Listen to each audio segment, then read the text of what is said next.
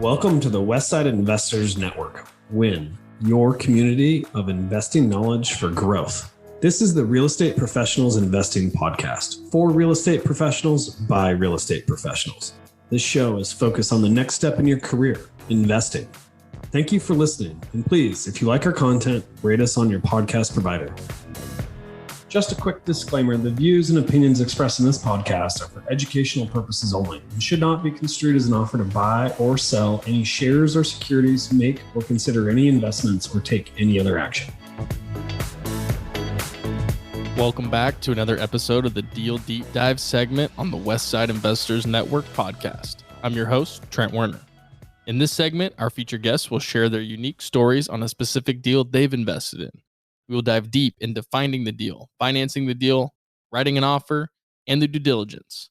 Do us a solid and smash that subscribe button, leave us a rating, and share this episode. And now, let's dive deep. Welcome back to the Westside Investors Network podcast. I'm your host, Trent Werner. On today's episode, we are joined by Caleb David. Caleb is the principal at David Commercial Real Estate in Colorado Springs. We're going to hear about Caleb's 12-year commercial real estate career and some of the stories he's sharing about tenant and property owner representation. We're also going to dive deep into Caleb's personal investment in a commercial flex space property in a part of town that was just getting ready to pop when he and his partners bought this deal. Now let's welcome Caleb David. Caleb David joining the Westside Investors Network podcast. Caleb, thanks so much for calling in from Colorado. Thank you. Thanks for having us. So Caleb, this is our first time meeting, obviously, and I'm excited for our conversation. For people that have not met you prior, like myself, who is Caleb David? You know, I'm a dad. I am a broker. I think very often we say who we are is by what we do. And I've learned over the last 10 years that, you know, I am who I am outside of brokerage, outside of being a dad. But those are the things that I'm most proud of. And my background is actually in the nonprofit sector. And so I took all that I've learned from the nonprofit sector on how to serve people as well as possible with dignity and respect and bring that to the table in real estate.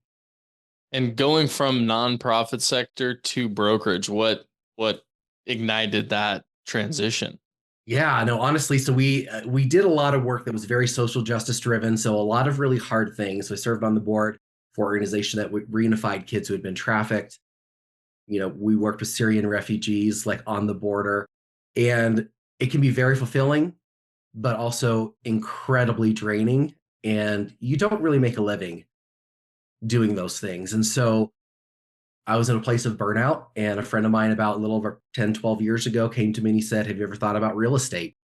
And I was like, "Yeah, sure. I could sell some houses, I guess." And he's like, "No, this is commercial." And fell into a position with a small boutique firm and fell in love with the industry and haven't looked back. I love that. So sounds like you were doing some work in situations that could be emotionally taxing, very difficult to, be encompassed with. Yeah. How has that transitioned into your brokerage life? Yeah, that's a really good question. You know, I hadn't thought about that before. So I appreciate the insight. I do think that there is, when you're in really high pressure situations, I mean, whether you're crossing the border between Israel and Palestine, you know, that's a stressful moment, right? And you get pulled aside because I look Palestinian. And so I get pulled aside and, you know, all this stuff. And so you have to keep your cool and realize that what's happening in this moment is not forever. And that this moment is going to pass, but how do I stay as grounded as possible and be as present as possible so that I can make the wisest decision in front of me? Yeah. Well, and brokerage, there's always curveballs thrown at you, right? Whether it's, an inspection that went awry or negotiations just aren't, as easy as you thought they were going to be. And so I'm assuming that being able to keep your cool in the situation like you just mentioned helps with some of the brokerage things that may pop up, during the day. I definitely think that. Yeah, I think you have to keep your cool as much as possible because you realize that there's a bigger picture at play here. And so I think very often in brokerage, it's very easy for our egos to get in the way and be like, well, I said this and I did that and I'm right. You know, and at some point, those things don't matter as much. It's like, what is the big picture? It's not the reactivity. It's the how do we be proactive and see things for what they really are, not just how they make us feel.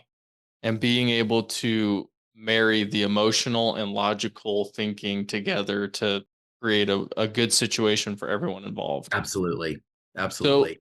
so Caleb, as a broker, what are you primarily focused on? I know you said you're not selling houses per se, but what kind of brokerage and deals are you working on as a broker? Yes, as a broker right now, we're seeing the market slowly coming back from the last 2 years of high interest rates and not a whole lot of activity. So right now we're seeing a lot of activity in the industrial sector. We're seeing activity in the retail sector, but we also do a lot of work in office land. Land has been taking a long, long time. Of course, they don't make it anymore, so prices are staying pretty steady, but at the same time, people are not pulling the trigger as quickly um, on those particular things. So done some multifamily, a little bit of that. We're not a huge market, but I'm one of those people that does not like to get bored. And so, I'm not just a strict office guy. I think a lot of times when you get into commercial real estate, people say you've got to specialize. And I think it depends on your market and depends upon the firm that you're with.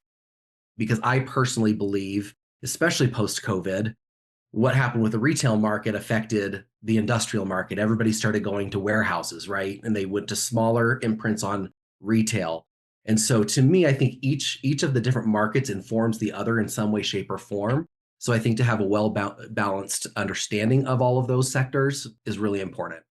Absolutely. And Colorado Springs, I mean, what is the biggest sector of commercial real estate that you guys have there? There's a lot of retail because we are a very tourism driven city. We've got a lot of military, and we also have a lot of defense contractors and that sort of thing. So we've got a pretty balanced, I think retail and industrial are probably the highest activity currently. And again, post COVID, people made changes to their office situations and how they're going to handle things. So we actually did not get hit like Denver got hit with office market. You go downtown Denver, and I mean, you've got entire buildings that are vacant. I just saw a post today, a building that sold in 2019, I think for about 40 million, just sold for 20 million. So there's Denver's taken some significant hits, and I do work up there, but it's important to understand the dynamics of the two different markets, how they work together, and then how Colorado Springs, for the most part, has been sheltered from the disaster that Denver was hit with. Absolutely. And Caleb, you've done tons of deals on the brokerage side. I want to ask you about your deal when you were a landlord. It was a commercial real estate deal in Colorado Springs. Yeah. Tell me about this deal when you were, first of all, what kind of property was it? And second of all, how did you find it? Yeah. And what made you want to ultimately pull the trigger on that deal? Yeah. So, when I got into commercial real estate, the boutique firm that I worked with, the owners were also developers and property owners. The end all was not just transactions. So from the very beginning, I was trained to look for a good deal. What are you looking for? How do you capitalize on it? Is this good for your client? Is this something that you should consider yourself? And so I made a goal when I first got into the industry that by the time I was 5 years in, I wanted to be a building owner. And it was right around year 3. We came across this property that just popped up on the market. Another broker in town that we knew really well and worked well with had brought it to market. It's a little rundown in an area that really wasn't honestly that desirable. But we had been paying attention to what's going on around, the city. Where are the pockets? Where are things popping up? And so we knew that coming up within the next 3 to 5 years of having that property, that area would be completely redeveloped. And so we took a look at it, and it was a property. I think it was like $230,000. Really not a huge property, but it was a kind of a retail industrial flex mix because it was in the middle of a retail, right in between retail and industrial sectors. So we just thought this is really interesting because we noticed that the tenants that we were representing were looking for smaller spaces at the time. And it was a time when a lot of people were starting to do renovations on their homes. The market had picked back up. People were feeling a little bit more confident. And so we took a look at it. We said, okay, how can we do this?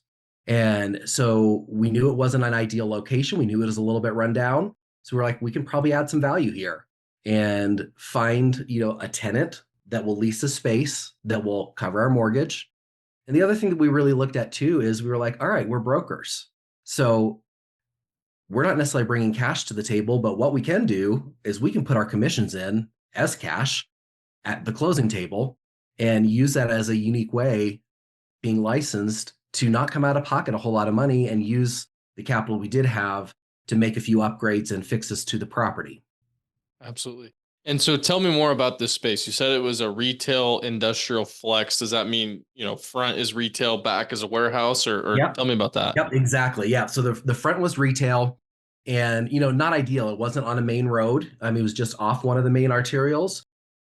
But we just knew, okay, listen, this would be great for like some sort of service company, whether it be HVAC, plumber, somebody like that is a small business looking to kind of grow out of their home and into something a little bit larger so they can expand their business. And that's always been huge, is that we want, whether I'm a landlord or broker, I want what's best for the client or the tenant, because I want to come back in 2 or 3 years and be like, all right, they're still there, they're growing, or they need to move.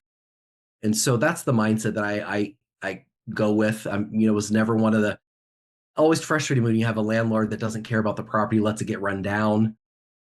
And so we just wanted to be there, present, and self-manage the property. And so that's what we ended up doing. Yeah, retail in the front, had a few offices in there for admin, and then the rest was warehouse, and had a small fenced-in yard, which in our market is really hard to find. And so we started seeing the trends of where it was going. And so we thought, let's snatch it up. And it was a great decision. And what kind of upgrades did you make? I know you mentioned there was some value add that could have been done there. What upgrades did you end up doing? So we replaced the front door. I mean, it got really stuck and it was really awkward. We had it professionally cleaned. We had some paint touch up, cleaned the carpets. But we knew going into this that as soon as we got it under contract, we're going to go try to find a tenant right away while it's under contract. And so we started doing that, and we started just kind of talking to people and just kind of feeling it out. And out of the blue, we had an HVAC company that came to us that said, we need to move, we need to grow, and showed the property. And after the details that I mentioned earlier of what the minor things that we did, space worked for them. And we had a signed lease on the same day as closing. So we didn't have a single day that building was sitting empty once we owned it. That's a pretty good setup, if you ask me. Yeah. I mean, it took a little extra work, right? Because we're marketing a property that's not technically on the market for lease. But relationships are so important. And I think when it comes to stuff like this, even when it came to our lender, it was all personal relationships and professional relationships that we pulled on to be able to work on this together to pull it off. Right. And so now talk to me, you closed on it, you got the tenant moving in. Yeah. What happens next? So we hardly hear from the tenant. We go check in every once in a while. Eventually they ended up going out of business. This is after I exited the investment myself, but they just started growing and growing and growing. And, we had a great working relationship with our tenant and, husband and wife team, and they just offered a great service to the community. And they did really, really well for a good season. And so we really didn't have a whole lot of major issues. We didn't have any roof leaks. We didn't have any, HVAC. We did replace the HVAC for them at one point. But other than that, I mean, they were great tenants, and, quiet tenants are great ones, Yeah. As long as there's communication and catching in, and they're paying their rent. What kind of lease was it on? Was it triple net? It was actually, because it was a single tenant building, we did do a triple net lease, and then they did all of their own utilities directly with the utility company. And so, yeah, we signed I believe it was a 3-year lease to start off, and then they did a renewal, and we built in annual escalations for every single year. And now here's a word from our sponsor. Get things done while you're on the move. Learn more about working with a virtual assistant through Offsite Professionals. It's a great way to get all the things done that you need to get done. Have freedom in your time and streamline your life by automating your business. Stop spending time on the tasks that you can delegate and start spending more time on your superpower. Call us today at 503-446-3177 or visit our website at offsiteprofessionals.com. Uptown Syndication is now offering a syndication coaching program for you to take your real estate portfolio to the next level. This is your opportunity to have experienced syndicators, AJ and Chris Shepard, coach you on your way to controlling your real estate investing future. Our coaching program will provide you with the tools and framework needed to begin syndicating real estate in your target market. Go to uptownsyndication.com today to learn more. And how long, I know you said that you exited yourself maybe prior to the building selling or whatnot. How long were you involved in the investment? I was involved in the investment probably for about, I would say about 5 years. Okay. And what we really did see, I mean, I think the importance of understanding the market or having a broker, if you're an investor that understands the heartbeat and what's happening on the ground. I mean, you go by there now, and I mean, there's brand new Whataburger, there's brand new, convenience stores on every corner, and so having that foresight and just understanding of this is where it's going. And I think that's when you make your best investment, is when you take that risk and say, I believe this is where it's going. Because if you're waiting right here and now for the best deal, you're not necessarily going to get it. Right. So I think it's something about understanding the trajectory of the market and the behavior of people and tenants. And Caleb, what made you want to pull out of that investment when you did? Was there any one reason? I was starting my own firm, and I was leaving the partnership that I was in, which we owned our own real estate firm together.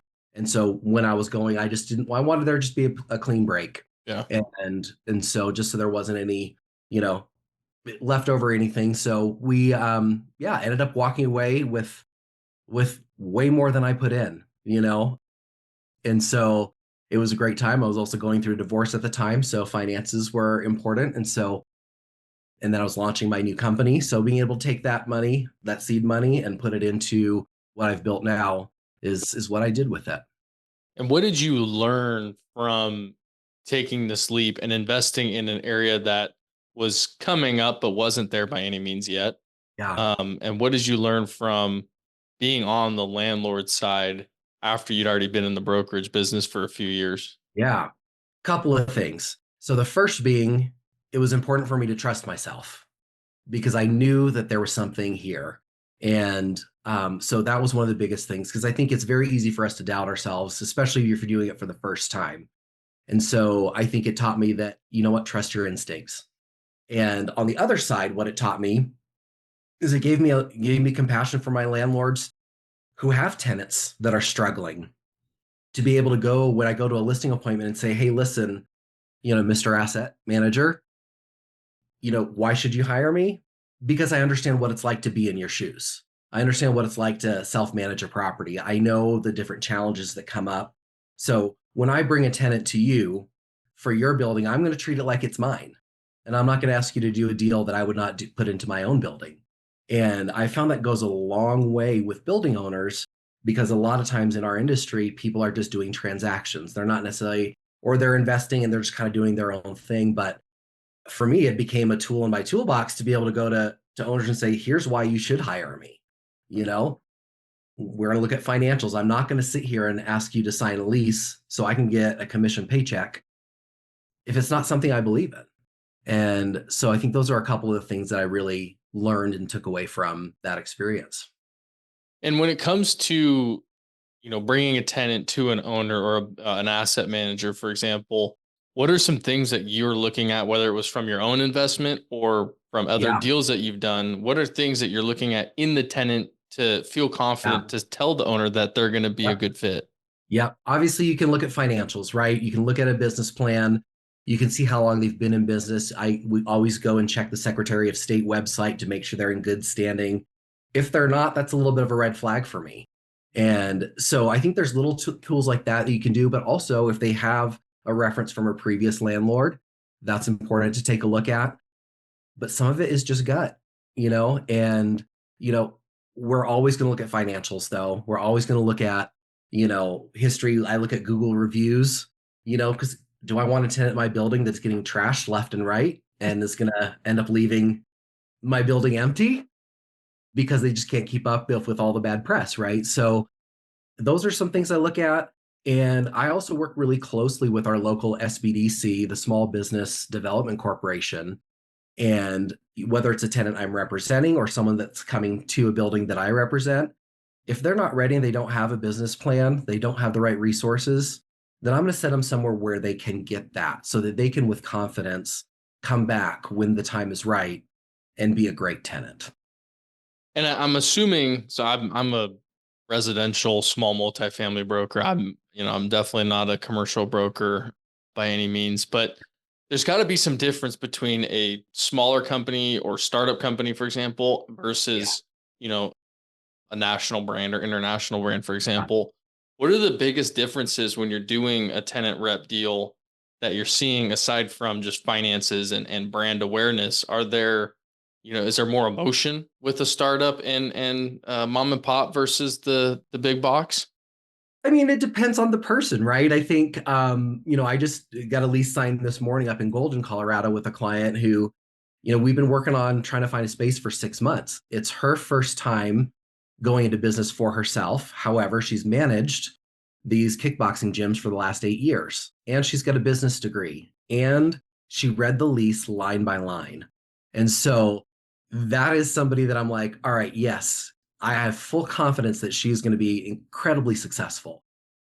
The other call I got today was someone whose restaurant, they got evicted from the restaurant that they had because of all of these different hail issues that happened over the last year. And now she's like, this is my passion, but I don't have any money. We're about to lose our house, and my in-laws are about to lose their house. And, so two completely different mindsets where she's like, I want to do this. And me as a broker, I want to help. And I feel that her business has been stolen from her because of how the landlord handled the damage in the property. But I can't go to a landlord and say, oh yeah, it's going to be fine. Everything's going to be fine. It has to be, no, here's the story. And I think that's important in commercial real estate is to tell the story for your tenant and see if that story lines up between the landlord and the tenant. So that's very different. Financing is very different. It takes longer to get financing, but there's also more resources available, whether it be if it's a women's owned business, there could be some grants available. If you're a minority owned business, there could be grants available. So for me as a broker, I feel like my job is not just be like, hey, let's go find you something. It's like, no, let's find the best opportunity and let's get you connected with all of the right people that can help you financially get to the place where in 3 years when I come to visit you, you're still smiling. Right.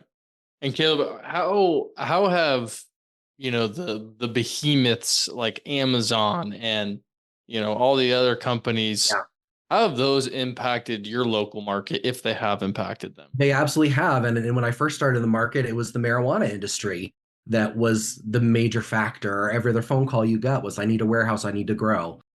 That is long since gone. And all those guys have all been eaten up by all the big guys. But we work closely with our chamber and EDC. And so when Amazon came, they're like, hey, we want to build a 4 million square foot, location by the airport. We would see that come through. I didn't work with them specifically on any of those deals, but, some of the bigger ones, whether it be a defense contractor, of course, we're huge military as well. We have Space Command in Colorado Springs. So those big guys definitely do play a big part, but typically have, people that they've worked with for their expansions throughout the country. And so, and I tell people all the time, doing a lease for 1,000 square feet can be just as much work and hassle as a deal where you get paid $100,000 on a commission, right? Yeah. So it just depends on who you're dealing with and what their personalities are. I would definitely say there's not as much emotion as there would be on the residential side, because for the most part, people are looking for facts. Does the floor plan work? How much tenant improvements will I be given? Do the numbers make sense? But then there's situations where I dealt with a Zoom call today of a lease I got signed back in the fall, where it's a nonprofit that does really hard work. They didn't have an attorney preview their lease as I suggested, and now there's misunderstanding. And so now there's a lot of emotion happening Deal's been done for months, but we're still dealing with the after effects. And we try not to just bail on our clients. We're like, the deal's done. Yes, we get it, but let us walk you through to the end. Yeah, I mean, it makes perfect sense. Have there been any positive or I guess trickle down impacts being in the market where there is big military and defense contracts and Amazon and all these big companies?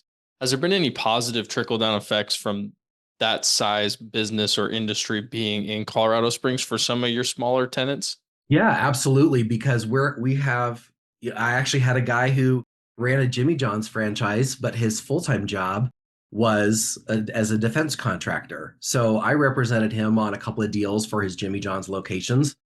And we just built a relationship. Then one day he called me and he was like, "Oh, we just are getting a new contract. Can you help us find office space?" And so we were able to do that about 3 years ago. And he's now since come back and said, "Hey, we're about to get awarded potentially a massive project, and I might need 50 to 60,000 square feet." So that hasn't materialized yet, but I think people remember how you treat them, and I think if you remain professional, if I don't know the answer to something, I'm going to say, you know what, let me find out. I'm not going to pretend like I've got it all figured out. Defense contractors are not my specialty, but because of that working relationship and trust, we've been able to get at least 1 5-year lease from that one and potentially another very large one later on this year. And that goes to show that doing good business, serving your clients properly is going to pay off for all parties in the future. It's harder work, but you know what? It's the right thing to do. Yep. And I think, it all comes back around. So, there's been times where I've walked away from chunks of money because it violated the values that I had. And I was like, yeah, it's not worth it. Absolutely. Well, Caleb, where can people hear more from you, connect with you, or if they're looking for space in Colorado Springs, I guess, absolutely get in touch with you?